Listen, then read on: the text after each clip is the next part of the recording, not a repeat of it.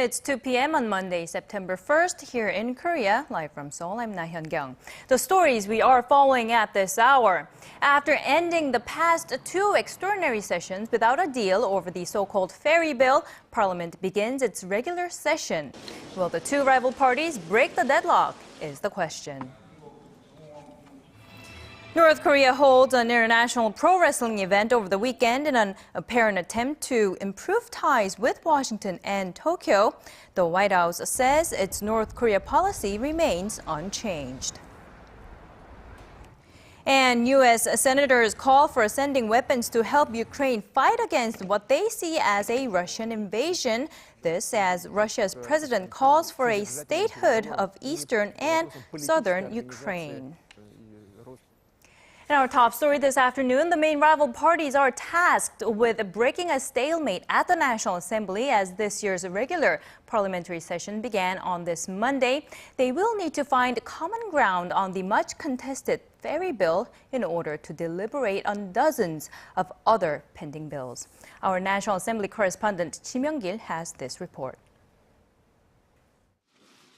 Korea's rival parties have been locking horns for months over a special bill designed to uncover the causes of April's ferry accident. Extraordinary sessions were held in July and August, but not a single bill was passed amid the bipartisan wrangling. The regular parliamentary session must meet the needs of the people. We must work on next year's budget plans and pass bills related to improving the livelihoods of the people. The ruling Saenuri Party and the main opposition New Politics Alliance for Democracy have on two separate occasions reached agreements on the ferry bill. But in both cases, the main opposition party quickly backtracked amid backlash from the victims' families. The Saenuri Party and the victims' families must reach a compromise over the Sewol-ho ferry bill. The New Politics Alliance for Democracy has been persistent in its efforts to enact a special bill. Relatives demand that the committee tasked with looking into the ferry disaster are given full investigative powers. It's a demand that the ruling party has been unwilling to meet. In attempts to break the impasse, Saenuri Party floor leader Lee Wang-gu will hold a third round of talks with the victims' families on Monday. The prolonged political standoff could affect the government's 2015 budget proposal. Next year's spending bill has to be passed by the end of November, or the government risks starting the year with a provisional budget. And with Korea's Chuseok holiday coming next week, the rival parties are under even more pressure to make progress in the coming days. Kim Young-gil, Arirang News. Up in the north, Pyongyang hosted a pro wrestling event over the weekend where foreign sports stars and loud cheers were seen and heard. North Korea watchers say the event, co-hosted by a Japanese lawmaker, may help improve relations between Pyongyang and Tokyo. Our Son Jung-in tells us more. The crowd cheers as renowned names from the wrestling world like Bob Sapp and Jerome Le Banner take to the ring.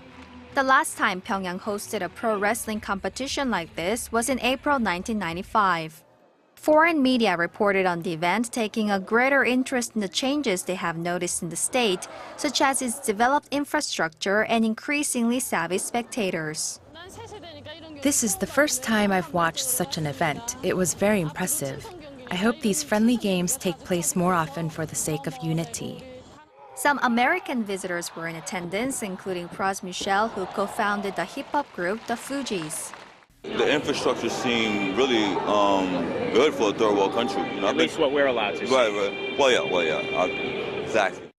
With guests like Pras Michel, who is a friend of U.S. President Barack Obama, some speculate it was North Korea's move to improve its international relations, but experts view it as an ordinary sports diplomacy event that Pyongyang has been holding for a long time.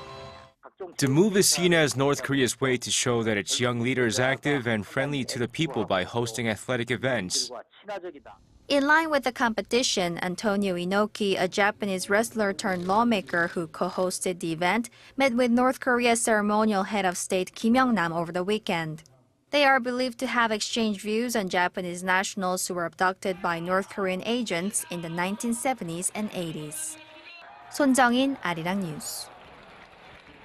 In the meantime, recent South Korean media reports of a U.S. official making a trip to Pyongyang had many wondering if Washington has changed its policy in dealing with North Korea. The White House says no, but could there be subtle signs of a slight shift? Choi Yu-sun has more. Washington is sticking with its policy of not engaging with North Korea just for the sake of holding talks. In a written statement to South Korea's Yonhap News, National Security Council spokesperson Patrick Van Trell said the U.S. is open to dialogue with the North, but will decide on re-engaging with the regime based on its actions and not words. By actions, the spokesperson said Pyongyang would need to show it's sincere about ending its nuclear weapons development and that it's ready to fulfill past commitments.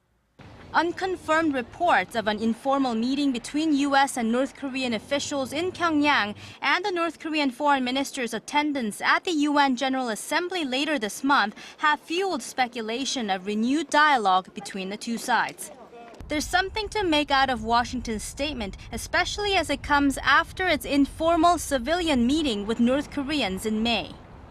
The Obama administration may have decided to maintain its North Korea policy following that contact.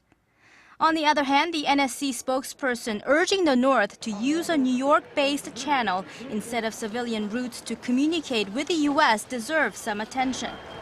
Washington's soon-to-be-appointed six-party talks envoy Sidney Seiler, the post in charge of the New York channel, could seek to better utilize it. The Obama administration can certainly make use of that channel to control North Korea's provocative behavior ahead of midterm elections in November. And the three Americans detained in the North, widely speculated to have been the purpose of the reported trip to Pyongyang by an American official, could force the U.S. to seek negotiations. Choi Yu-sun, Arirang News. So North Korea may want talks with the United States, but also made a point that the regime will not hesitate to carry out provocations without notice. Pyongyang fired off another short-range projectile into the East Sea earlier this morning. An official at South Korea's Joint Chiefs of Staff says it had a range of around 220 kilometers and that no prior warning was given beforehand. The South Korea official adds it marks the first time the regime has fired a short-range projectile from Jagangdo province, that's just 60 kilometers from its border with China.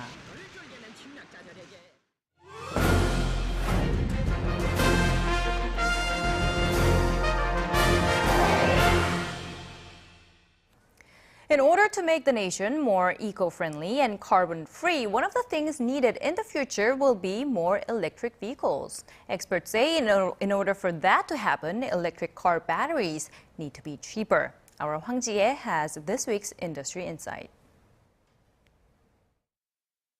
Electric cars are still too pricey compared to their counterparts relying on combustion engines that few want to buy one. The key to slashing the price and luring more consumers to this emission-free auto market is cutting the costs of the battery, which accounts for 40% of the car's total price. So could the electric car era hit anytime soon? Take a look. By 2020, more than 10 million eco-friendly vehicles powered by batteries are expected to be on the roads. And this industry of tomorrow is taking root here in Korea with a couple of local companies spearheading the global electric car battery market. Korean makers LG Chem and Samsung SDI are expected to make up half the electric car battery market share this year. LG Chem recently won a deal worth hundreds of millions of dollars from Audi, raising the number of its global customers to 20. They include General Motors, Ford, Renault, and Hyundai. Samsung SDI supplies batteries to BMW. Japan was the pioneer for electric car batteries, but experts say Korean firms are better positioned at this point.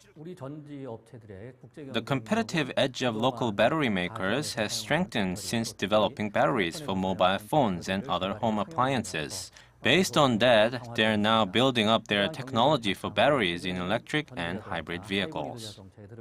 Battery life is not necessarily the main stumbling block anymore. Companies already have the technology to develop a battery that can run around 320 kilometers on a single charge, more than enough for a normal daily drive for most commuters. But the key in building a big enough electric car market is driving down the price. So the name of the game is to secure a system of mass production, and little wonder battery makers are vying to strike deals with as many automakers as possible as their customers. The electric car market is still in its early stages, so once battery makers establish business relationships with automakers, it's likely to continue for decades. It's important to secure deals, although they might face losses for now. The race to win more customers is heating up. The biggest competitor, Panasonic, has teamed up with American electric car maker Tesla to build a massive battery factory in the U.S. It's a big leap by the Japanese battery maker, and the fierce rivalry should ensure the era of electric cars will come sooner than we ever thought possible. Hwang Ji, Arirang News. In the year 2012 for Korea was at its record high. All of the day's important events close to home and around the world. Join Laah Hyun-kyung live from Seoul. Shopping market thinks the true meaning of creation shines through. Russian President Vladimir Putin has called for a statehood of the battle-hit southeast of Ukraine. U.S. senators, in the meantime, say Washington should provide weapons to Kiev to help it in its fight against pro-Russian rebels. Connie Kim has the latest on the Ukraine crisis. There are increased calls among U.S. politicians to begin arming Ukraine in its fight against what they're calling a Russian invasion. Robert Menendez, the head of the Senate Foreign Relations Committee, said Russian President Vladimir Putin must pay for his, quote, aggression.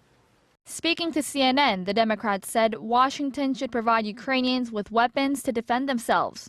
Senator John McCain echoed the sentiment and said Putin is trying to restore the Russian Empire. He called for stronger sanctions on Moscow.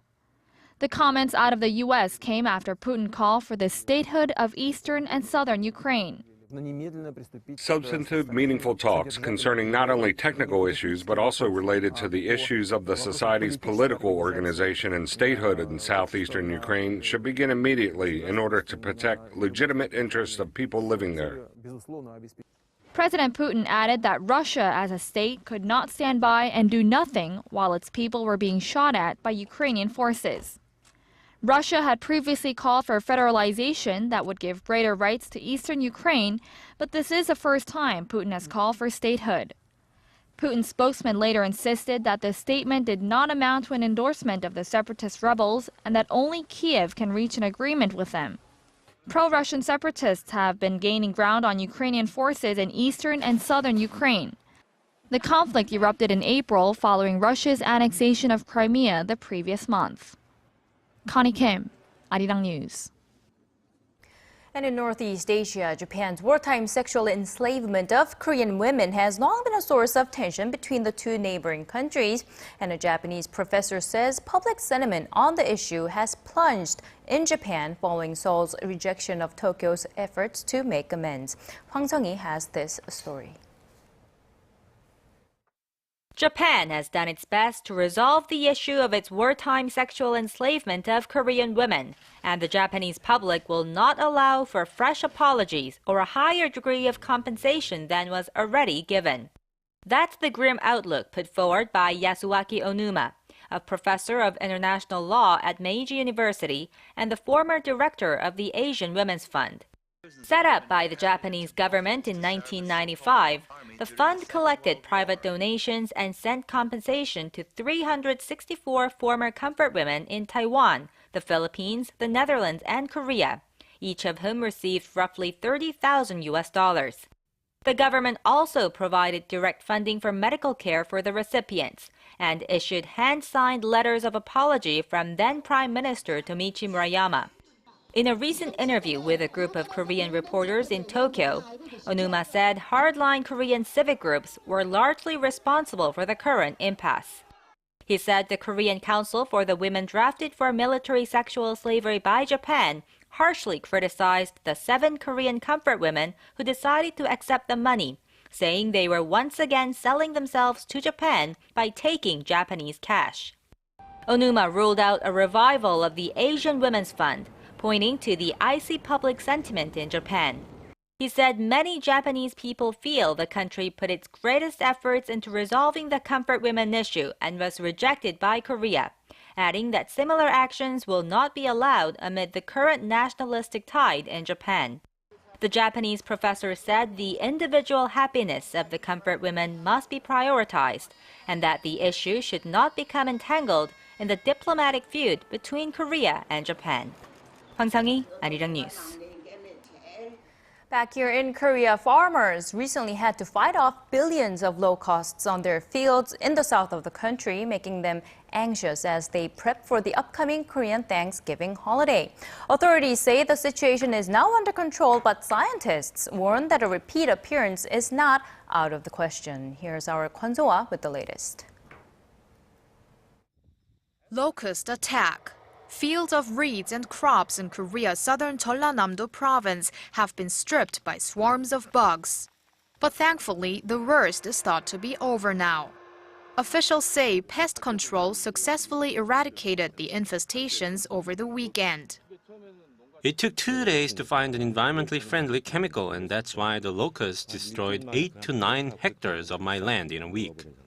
The swarms damaged roughly 100,000 cubic meters of agricultural land, nibbling on every edible leaf and making harvest time hard for farmers ahead of the Chuseok holiday, otherwise known as the Korean Thanksgiving.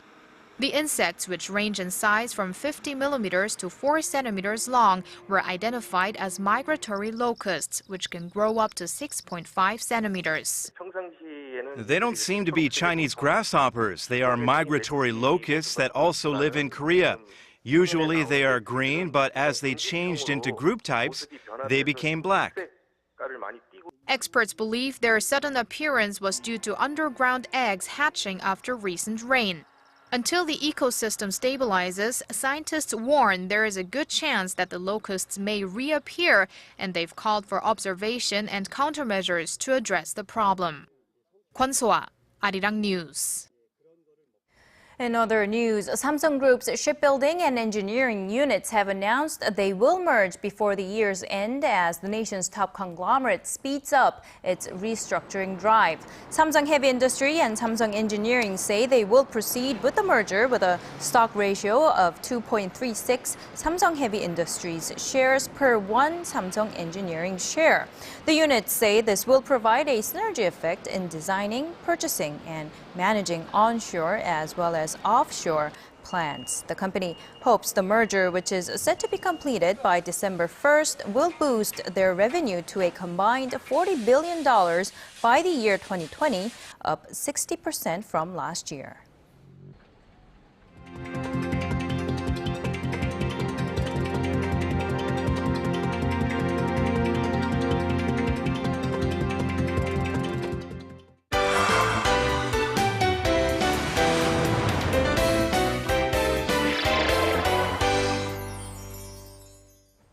There's always a story behind an artist's work, a reason for their creations, and fashion designers are no exception. Our Im Yoon-hee joins me today with one of the most influential fashion designers in history. Good afternoon, Yoon-hee. So, good afternoon. Which designer are we going to talk about today? So Chanel, right? So a dominant force in the fashion industry. So Coco Chanel, the original designer for the brand, she revolutionized women's fashion with her creation. And like any other artist, there's a story behind her work. So take a look.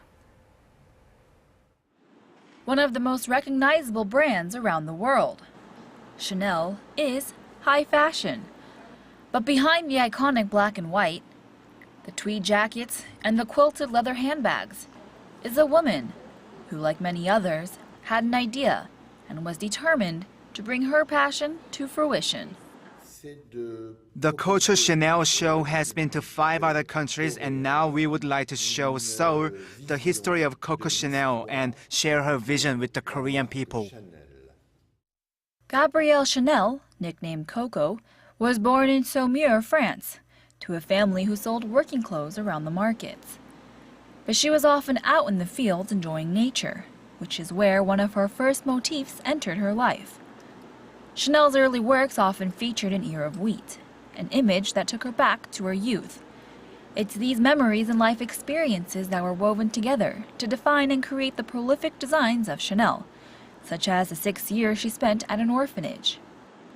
Early Chanel designs bear a stark resemblance to the uniform she wore at the convent of Aubazine, a place where she became enamored by the image of a star, soon to be another prominent motif. The next couple decades of her life included friends such as Picasso and Misia Sert, along with other social elites, and it's during this time that Chanel started her career in fashion, designing hats. Chanel's romantic relationships brought her into contact with things like the equestrian life, another theme that would continue in her style book, along with tweed, a material that she would use to make one of the most iconic pieces of women's fashion, the Chanel tweed jacket. Gabrielle Chanel traveled around the world, being influenced by the history of the places she'd visit. But she also influenced the lives around her as well. Even into the modern day, Chanel became immortalized through works of artists like Andy Warhol. Chanel went against the grain from the very beginning, but behind each creation is a story of the designer and the trials and triumphs of her life.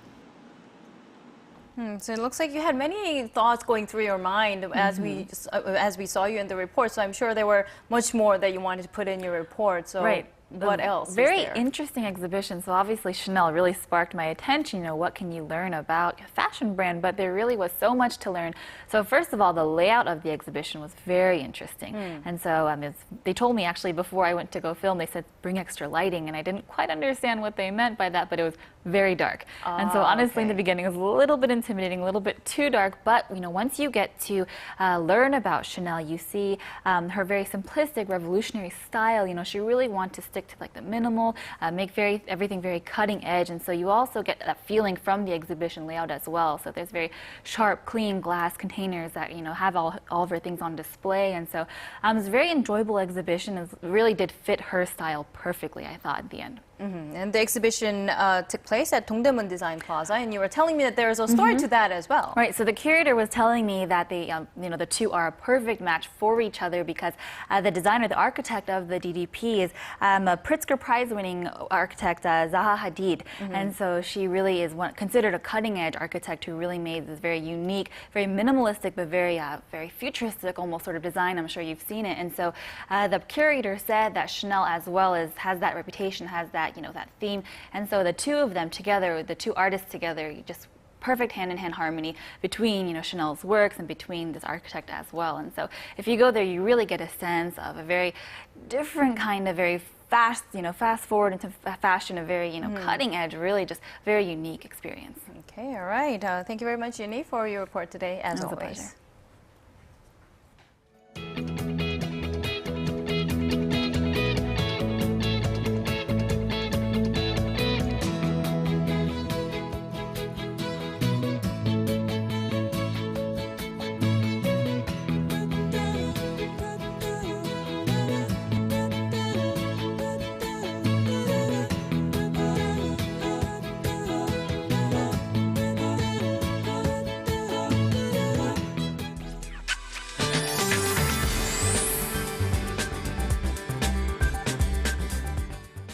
Good afternoon, I'm Michelle Park here with the latest weather forecast, and it's September, but we are still experiencing summer-like weather all across the nation. And that said, the morning and nights have turned chilly, dropping down the lows into the high teens in some regions, so make sure you are prepared for all conditions. And as you can see, we can expect mostly clear skies nationwide. However, the dramatic increase in our daytime temperatures is causing the instability in the atmosphere, and unexpected showers could pop up in the central region between now and the evening. And going over to our temperature readings, Seoul will top out at 30 this afternoon. Meanwhile, the southern cities such as Gwangju and Busan will top out at 30 and 27 degrees. And moving over to other regions, Jeju Island tops over to 26, while Dokdo and Kumgang tops at 24. Well, now that's all for now. I'm Michelle Park, and back to you, Hyun-kyung. All right, thank you very much, Michelle. That's the end of our newscast. Thank you for watching. I'll be back at 4 p.m. Korea time with more updates. See you then.